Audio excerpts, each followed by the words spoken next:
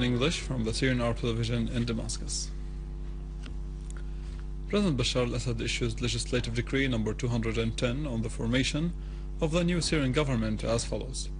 Dr. Riad Hijab, Prime Minister, General Dawood Rajha, Deputy Prime Minister, and Minister of Defense, Walid al-Moallem, Deputy Prime Minister and Foreign and Expatriates Minister, Engineer Omar Ibrahim Ghalawanji, Deputy Prime Minister for Services Affairs and Minister of Local Administration, Dr. Qadri Jamil, Deputy Prime Minister for Economic Affairs and Minister of Internal Trade and the Protection of Consumer, Dr. Imad Abdul Ghani Sabuni, Minister of Communications and Technology, Dr. Muhammad Abdul Sattar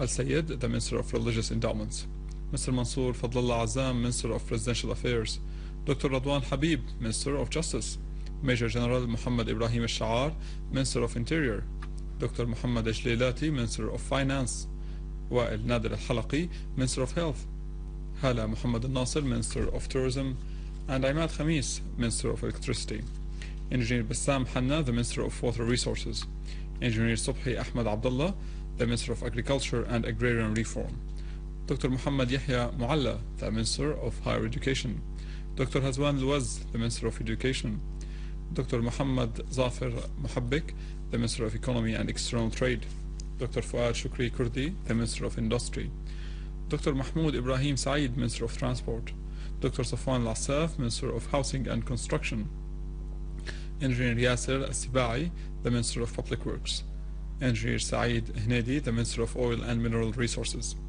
Dr. Lubna Mshawih, the Minister of Culture, Dr. Jassim Zakaria, Minister of Labor and Social Affairs, Mr. Umran Ahd Al-Zobi, Minister of Information, Dr. Ali Haidar, Minister of State for National Reconciliation Affairs, Dr. Nazira Farah Sarkis, the Minister of State for Environmental Affairs, Engineer Hussein Farzat, Minister of State, Mr. Joseph Swade, Minister of State, Mr. Muhammad Turki Al-Sayyid, Minister of State, Mr. Najmuddin Khairat, Minister of State, Mr. Abdul Khalil Hussein, Minister of State, Mr. Jamal Shaban Shaheen, Minister of State. Foreign and Expatriates Minister Walid al-Moallem and Russian counterpart Sergei Lavrov reviewed the bilateral relations and the current situation in Syria. The talks were held in St. Petersburg within the framework of continuous coordination between the Syrian and Russian leaderships. The two sides' viewpoints were in agreement regarding the need to support the plan of Special Envoy to Syria Kofi Annan and the continued cooperation between Syrian government and the UN Observers Mission. The two sides stressed the necessity of exerting efforts to stop all forms of violence by all parties. Lavrov stressed the firmness of Russia's stance, which calls for a political solution to the Syrian crisis by the Syrian people without any external interference, referring that the Syrian people are the only decision makers to choose their future. He briefed Mr. Al-Moallem on the ongoing preparations for the scheduled meeting in Geneva to discuss the means to support the implementation of Annan's plan. In this regard, the two sides agreed on the need for talks during the Geneva meeting to focus on commitment of all parties to Annan's plan, primarily to stop the funding and arming of armed groups and not harboring them as a starting point for the national dialogue led by Syria to get out of the current crisis in a way that safeguards the sovereignty and integrity of Syria's territories. In turn, Al-Moallem expressed satisfaction over the Russian position, which was shown by Minister Lavrov during these talks, as well as statements issued by President Vladimir Putin and Lavrov in this regard. Al-Moallem praised the cooperation and coordination between Syria and Russia in the interests of both sides and for achieving security and stability in the region. Russian Foreign Minister Sergei Lavrov said that he has no intention to justify Russia's technical military cooperation with Syria to the U.S. Secretary of State Hillary Clinton during his meeting with her in an indication to the Syrian helicopters that had been repaired in Russia. In an interview with Russia 24 TV channel, Lavrov said he did not intend to raise this issue, adding that if Clinton is concerned with this issue, he would say that Russia does not intend to apologize. Lavrov said that one cannot accuse Russia of sending arms to Syria because Russia is not violating any international agreement, any UN Security Council resolution, or the Russian laws regarding export control, which are one of the strictest laws in the world.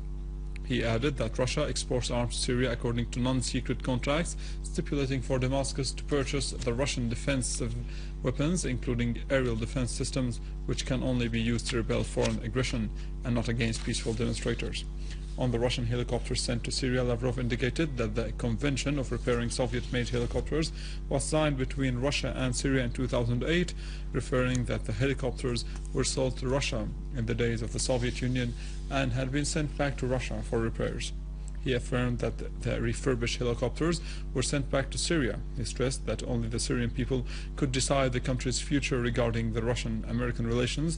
Lavrov said that the problem lies in the American mentality, which considers the Americans number one in the world, pointing out that such mentality was manifested in taking unilateral sanctions against Iran, Cuba, Syria and other states.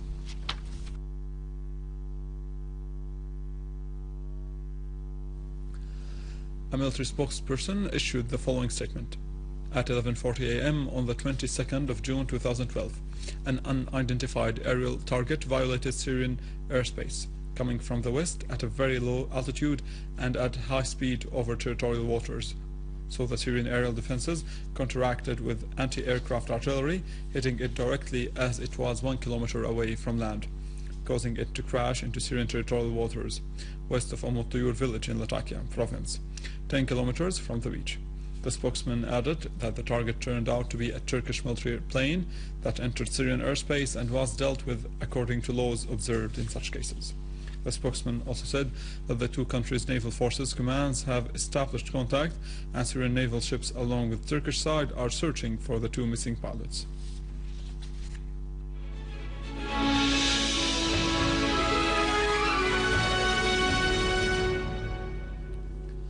Armed terrorist groups kidnapped a number of citizens in Daret Azzeh area in the countryside of Aleppo. Sources said that the terrorist groups in Daret Azzeh committed a brutal massacre against the citizens whom they had kidnapped earlier on the day, through shooting them dead and then mutilating their bodies. Sources added that initial information indicated that more than 25 of the kidnapped citizens were killed in Daret Azzeh massacre, with the fate of the rest still unknown.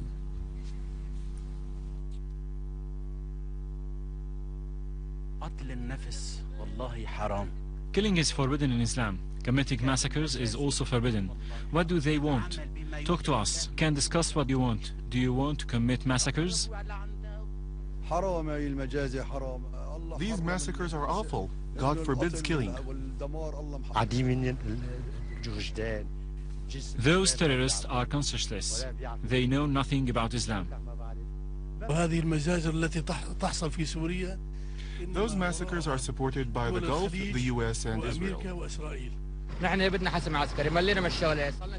We want a military solution. Enough is enough. It has been a year and a half. Aren't we Muslims? They should go to Palestine if they think that they are Muslims. We don't have Israelis here. They mutilated their bodies after shooting them to death. This is horrible and unbearable. In Hom's countryside, engineering units dismantled 2 explosive devices planted by armed terrorist groups in Al-Dabah village in Al-Assad, and sources said that the weight of each explosive device is about 50 kilograms.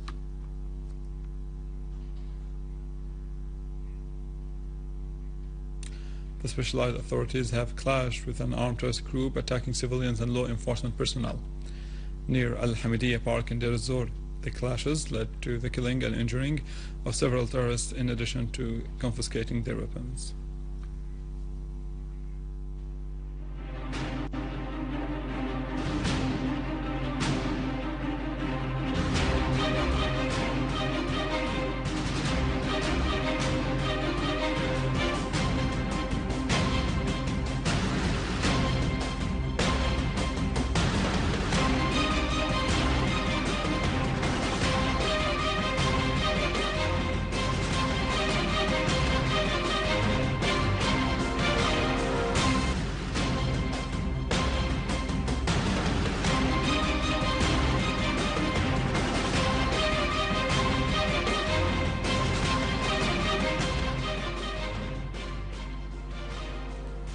Russian President Vladimir Putin pledged to take countermeasures if anti-missile system is deployed by NATO in Finland. Intercepted reported Putin as saying when a country joins a military bloc, it surrenders part of its sovereignty, as decisions would be taken on other levels. Putin added that the deployment of the anti-missiles would provoke a tough response on Russia's part, pointing out that Finland might say that such decision is taken by NATO.